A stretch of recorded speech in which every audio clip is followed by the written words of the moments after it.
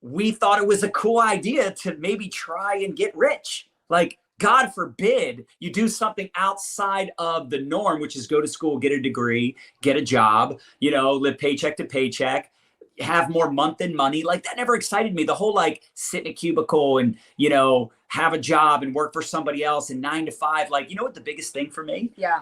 When I got involved in network marketing, they said you could wake up when you're done sleeping. You could be your own boss. Now, I will say this, and I just did a reel about this. I do think when you're getting started, in fact, this would be one of our first tips, is to create a schedule. Hold your feet to the fire. Make sure you're accountable as if you had a boss. Meaning, if you started waiting tables part-time. Remember we waited tables? And we had to do what we had to do. We were waiting tables in our early 20s while we built our network marketing business full-time. So as Jim Rohn would say, work full-time on your job, part-time on your fortune. Although we kind of did it the other way around. Our full-time was network marketing. So we were using the money that we made from waiting tables to like buy leads and all the expenses, all the things. But the truth was we really, really needed the personal development. Yes. Big time. Like we needed personal development. Now you don't know that going in. You're not like, I'm underdeveloped. Like looking back, I'm glad it took us 16 years to become millionaires because we have so much more gratitude and we have so much more appreciation for what it took to get here. Took us 7 years to create a full-time income. But in those early days, it was all about personal development. There was so much training, it was almost impossible to succeed without it because it was so much harder. We didn't have access to social media. There was no way to like generate leads and sales online. Like you had to grind. It was exhausting. They used to have this mentality of working 8 to faint, right? 8 a.m. till you pass out at night, like literally 8 to faint. That was the mentality, which was fine until we had kids, right? And our first company got shut down, unfortunately. Then we get pregnant, having a baby. We go to get real jobs, decide to be mortgage bankers, right? And that was tough. That was really tough because yes, we made a lot of money, but you're again, working tons of hours. And the thing that I got so excited about though, is he said, when he was hiring me, right, is that I could come in 10 o'clock, 11 o'clock, 12 o'clock. I'm like, oh my gosh, I get to sleep in. Like I literally, that was like my biggest thing. I was like, I can sleep in, I can work later at night. That's cool. It's all performance-based. Like it made so much sense to me. But again, I thought there was something wrong with me. Felt like such a loser because most of us are taught to go to school, get a degree and get a job, work your way up the corporate ladder, exchanging time for dollars. And when you come to realize there's such thing as residual income and leveraged income, you get like addicted to it. I swear now John and I have many different ways that we generate income. Like we have, rental properties and these other investments and different things. But I have to say, like we could be biased, but this industry, network marketing industry, is like the best way, not just to generate the residual income, right? But also the people that you meet, the relationships you create, like the personal development that happens, like the family life that we enjoy today, our kids, all the things is because of this industry. So, and not to be, cheesy or cringy, right? But I do believe when you really cultivate that appreciation and that gratitude and you meditate on, gosh, how lucky are we that we're able in 2023 build a business, you guys, from the comfort of our own home. We can travel anywhere as long as you have the internet connection. Like you can groom up your mindset, you can groom up your skill set, and you can build this thing as big as you want. Do you understand how crazy that is? Like, I think for me, when I saw, like I moved here from Russia when I was 16 years old by myself. I graduated from college at 19. And I remember getting my first job at Finish Line as an assistant manager. Like I was so excited.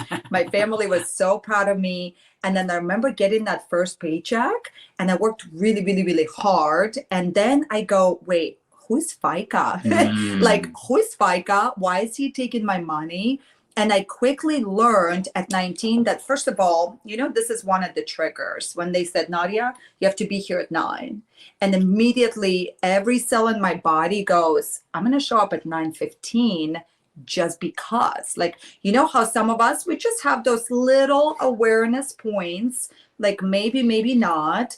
And network marketing for me, like changed everything. Now, I didn't have quick success. Back in the day, it was way, way harder to generate leads. We spent more than we made. But because of network marketing, like we were able to move my family here from Russia. We were able to, you know, do all the things and put our kids in private school. Yeah. And look, money is not everything. Years later. But it ranks up there with oxygen, right? And what's really cool nowadays, if you get really diligent, you can optimize your business in such a way where, you know, you wrap it around your lifestyle and you wrap it around what is most important to you. And like, it's just such a blessing. And whenever you have those bad days, because I promise you, like it is a roller coaster. Like John and I have seen the good, bad, and the ugly, right? We've had companies get shut down on us. Yep. We've had crazy uplines that were ripping off our organization in a certain kind of organization. Then, you know, just like we could tell you so many stories. You go, wait, and you guys are still here. Like, it's incredible. Yeah, how did you not quit? How did you not quit? And I have to say, just having like a vision, right? And recognizing the fact that sometimes, and this is how I really like to see things, sometimes you have to let go of the good so God can bless you with the great. So if you've had some drama, you've had some up and downs, just realize it's just, I don't know if you believe in God, you believe in universe, but my belief is everything happens for you, not to you. So when you have that gratitude, when you keep very much focused on your number one initiative and what is the reason why you got started in this beautiful industry, then you have perspective. Then you can become fascinated, right? Instead of being frustrated, like, why am I not growing fast enough? Why is this hard? Why is this? Why is that? And we start to become fascinated, everything changes. And then you start having fun with it and you realize, dude, like I'm going to be bad at it when I first start. Like when I first started in this industry, I was consistently getting criticized because I was too Russian and I was so aggressive and I like was not smiling and I was just hammer time. I enjoyed it. You know what I mean? I was interested in it. Anyways, so there's the personal growth. It's gonna take time. It's gonna have the ups and the downs.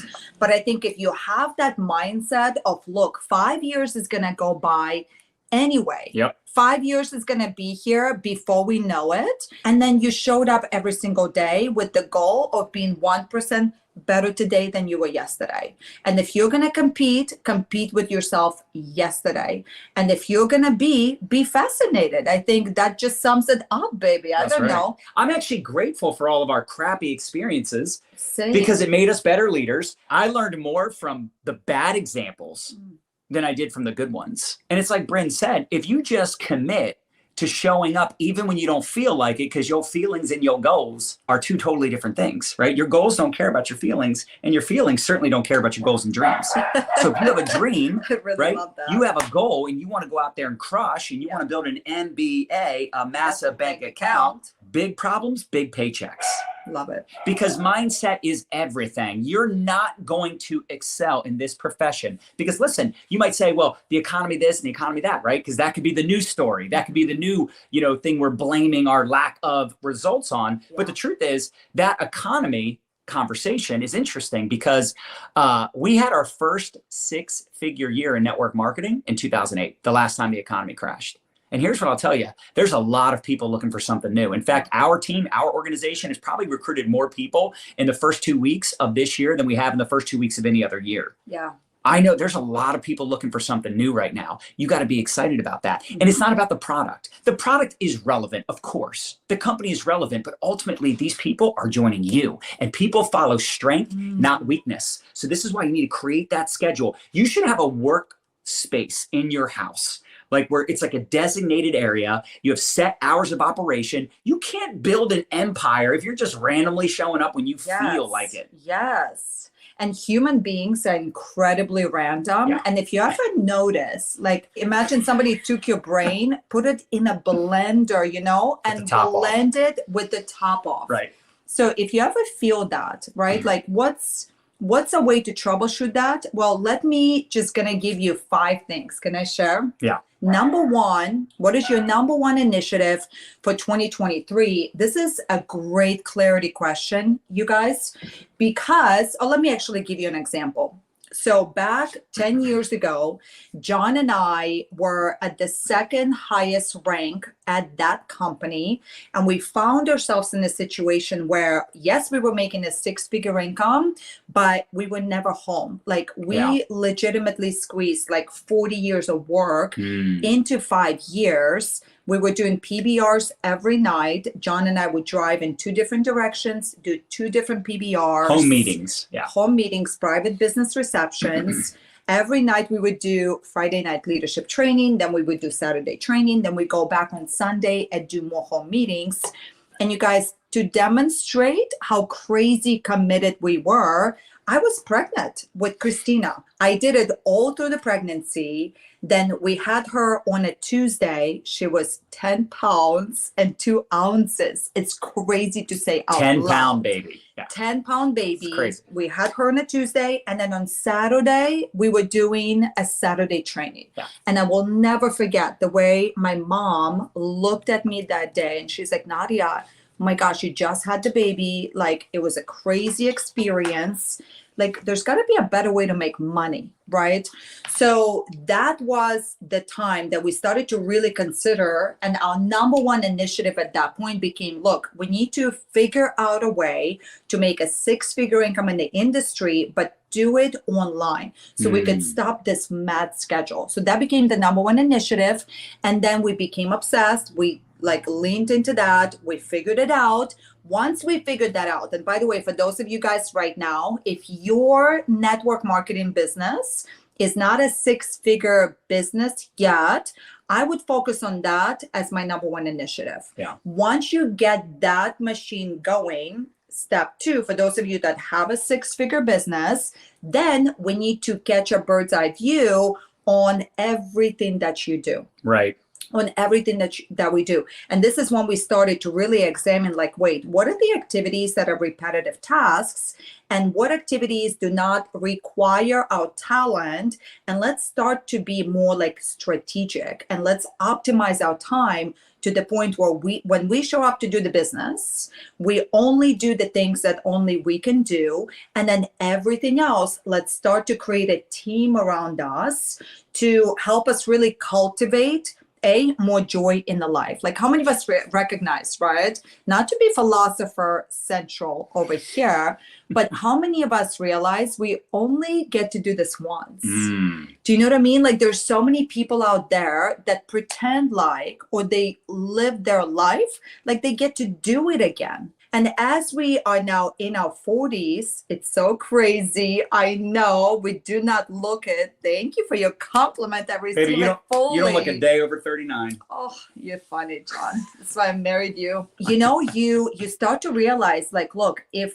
it's activities that somebody else can do and we can build a virtual team, or it's activities that really suck your energy. Do you know what I mean? For the longest time, I would be the one doing bookkeeping. And then when it started to get around tax time, I would be so stressed out, which my point number 2, my second clarity question that I want to challenge you with today is, what is your number one stressor right now? Yeah.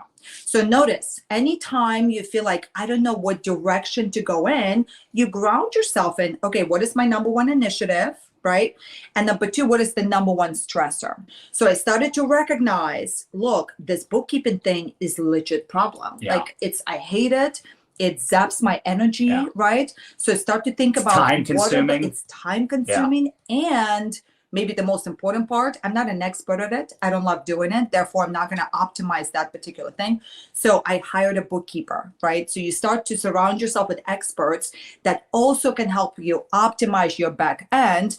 And you now are clearing that mental fog that is putting you in the state of overwhelm and in the state where you're always spinning so many plates. And by the time the day ends, you go, I don't even know what I did today, but I was so busy. But did we move the needle in your business? Right. Are you busy being busy, or are you busy building wealth? Now, to back that up a little bit, I'm also a fan of this strategy that in order for you to properly outsource and build a team around you, you do need to know the fundamentals, kind of like what Jim Rohn says. You don't need to be a lawyer, but do know a little bit about law. Can you say that in that accent? You crushed it. I did crush it. You did All right, crush it. thank you, baby. You That's don't need to be encouraging. a lawyer, but you need to know a little bit about law. Yeah. So another beautiful hack, another beautiful strategy for you is whenever you feel the overwhelm. Yeah. Oh, overwhelm is a choice. Whenever you feel that, you go, ooh, it's because I'm being emotional. Yeah. And just immediately kind of train yourself to do a brain dump and just write everything down. I do that every morning. Yeah. Anything that's on my She mind. does. It's true. Like I jot it down, and once you do, it's miraculous. This is why a lot of you are stuck, because Yeah. you're constantly stressed about the same stuff. Yeah. Money, time, your business is overwhelming.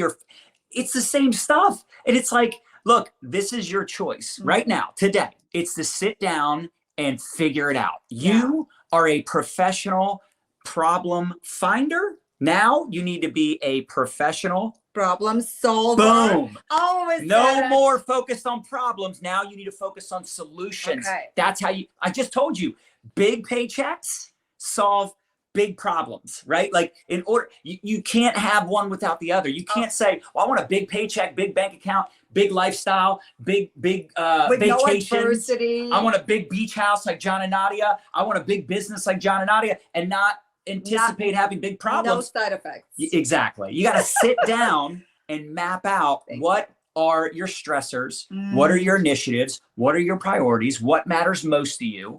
And look, my team is always shocked by how quickly I respond to messages. Yeah. It's because I don't waste time doing anything else except the things that are most important to move the needle. And you can't outsource mentorship. Yeah. You can't outsource supporting your people. And some of the stuff that's really, really important that takes your talents and your abilities, there are things that Nadya has to do.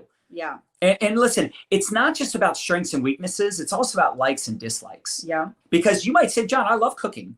Keep cooking. Nadya doesn't. To cook. She loves to cook. Yeah. So that's and different. It is true. But with that being said, we have the luxury of doing things that maybe in the early years we didn't have the time for. Now we have the time and we can do the things we enjoy the most when it comes to building our businesses. But that's a really important conversation. You got to know what season you're in. Oh, I'm so happy you said that, baby. That's so huge, because I also know this, you guys, for us women, you know, one of my hardest struggles, if you were to say, what's your biggest struggle? It's constantly taming, right? My motivation, because I'm such a high achiever and I want to be number one. I will not play a game. How many of you guys can relate to this? Unless I can beat you, I will not even play you. Right.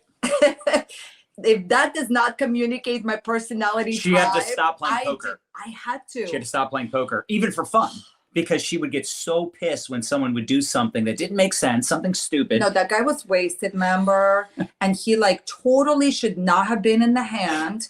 And then he got lucky on the last hand. I was so mad. She threw her cards down. Oh my gosh. That was years ago. No amount of personal development. Personal development out the window. I forgot everything. It's the same reason. It's the same reason I stopped playing Dylan in PlayStation years ago. Yeah. You throw the remote a couple times, you're like, I am a terrible father. I am not going to play this game. It's a terrible game. Your mentor. This is also why I quit drinking 15 years ago, because some of us, yours truly, cannot handle our alcohol. Yeah. And maybe that's what's holding you back. Maybe you got a little bit of a vice. You got a situation. This is the year to say no more. No more. I'm not eating sugar anymore. Yeah. Or I'm not going to smoke cigarettes anymore. Or I'm not going to do this. What's that initiative? Back to her point. Sorry. I love it. Got excited. So seasons. And then, my biggest struggle is really taming that, especially for us women. We are the center to our family, right? So for me to be able to say, okay, right now it's not the season to travel the world and speak on every stage, as much as we love to do it. my family, and this is why this clarity questions, I think it's so valuable for you to go, so good. What's my number one initiative, right? What is my number one stressor? Like, what brings me joy and happiness?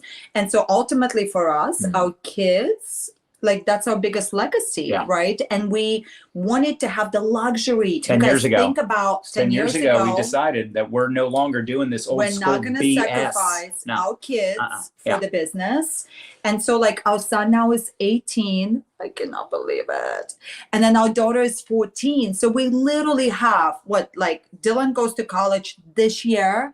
And then we have 5 more years with Christina. And then that's it. Yeah. So right now we're in a season where we do minimal travel unless it's really something we really, really, really want to do. So for you, which season are you in? So if you have little tiny babies and you want to be the best mom, then you really don't have the luxury to be wasteful with your time. This is why this conversation is so very important for you. You have to get super organized. You have to create a schedule, and then you cannot beat yourself up if you don't do all the things, right? And the schedule could even include family time. Yeah. The schedule, date night, time with the children, like, you again, CEO mentality, like Nadya said. You as an entrepreneur, when you show up to do your daily activities, when you show up to have those conversations, when you show up to create your content, if you don't have this, I call it sparkle in your eye,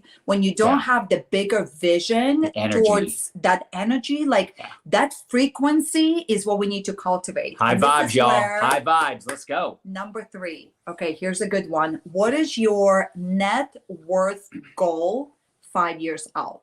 Like, imagine if you could take what you make right now per year, write it down. What do you make per year? 100,000, 200,000, 25,000, whatever you make per year. Yeah. What if in 3 years, 5 years, that was what you were making every 30 days? What if your net worth was 10 times what it is right now? Yeah. 50 times what it is right now? Like, write that down. I get excited about that because that's more than just like rank advancing. This is net worth, y'all. Financial freedom. Yes. And when we got started in network marketing, we were money motivated.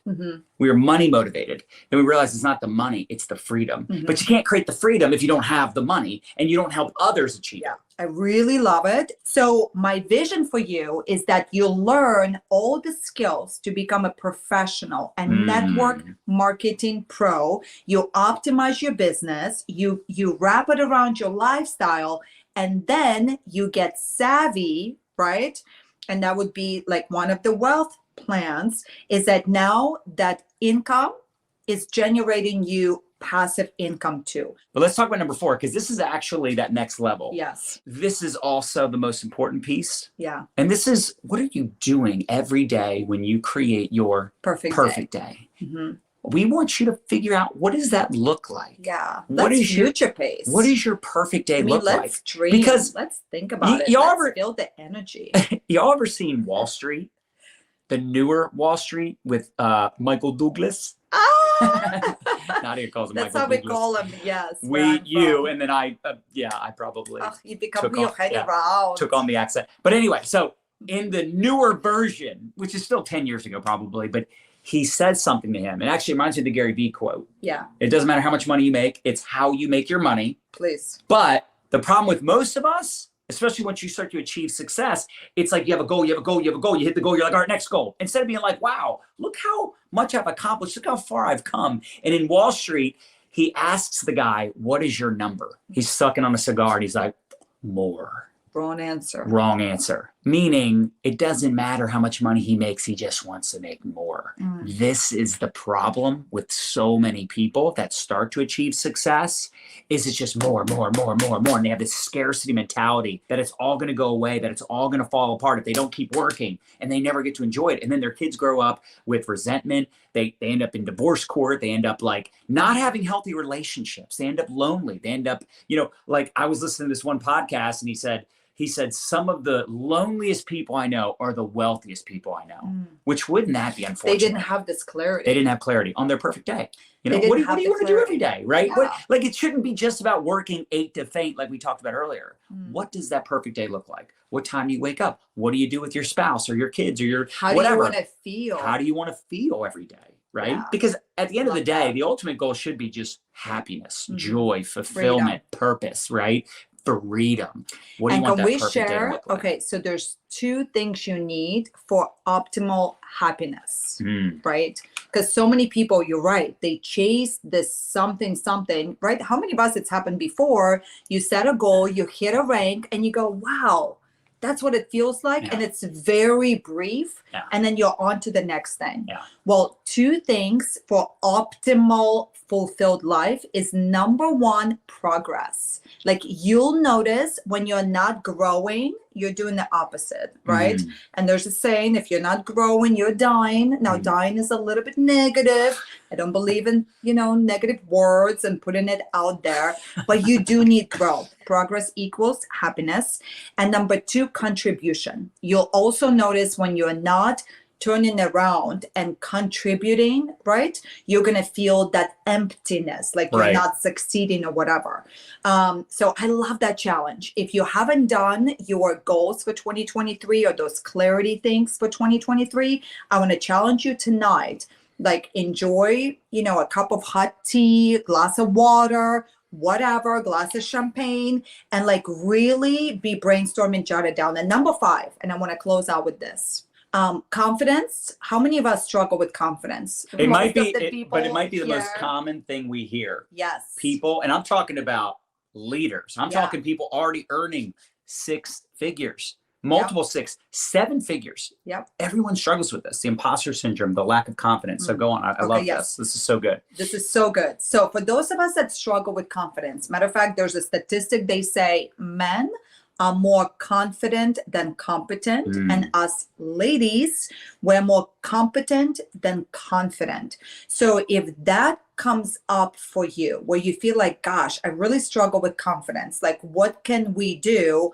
I'm going to share with you a couple of things to really troubleshoot that, because I'm telling you right now, you don't have luxury to not be playing in your full power right now.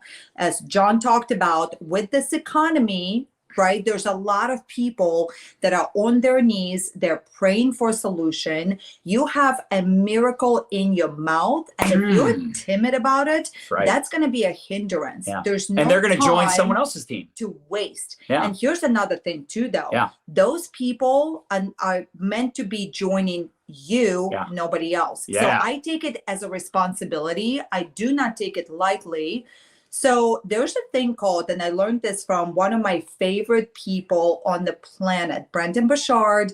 I was in his mastermind for a couple of years. He's genuinely one of the best influencers in my life. And he talked a lot about, number 1, know your number. Like know your number. So when you wake up at age 90, you don't look back and regret, because that sucks. But number 2, like he would talk to us high achievers about the confidence and how there's this confidence competence loop. And if your confidence is tied to your competence, you're in trouble. And you guys notice, like what we do for a living is we solve problems for a profit. And we show up to social media. There's constantly new things that we have to learn. And if you're focused too much on how far you have to go and forgetting to stop and recognize how far you've come, and you forget to, marinate your brain in all of your successes, then you're going to continue to struggle with confidence, right?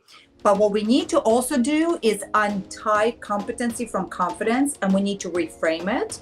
And if you're going to jot down an affirmation for yourself, the affirmation should be this: I believe in my ability to figure things out. Like your confidence should be rooted in your ability to figure things out. Like and everything is figure outable.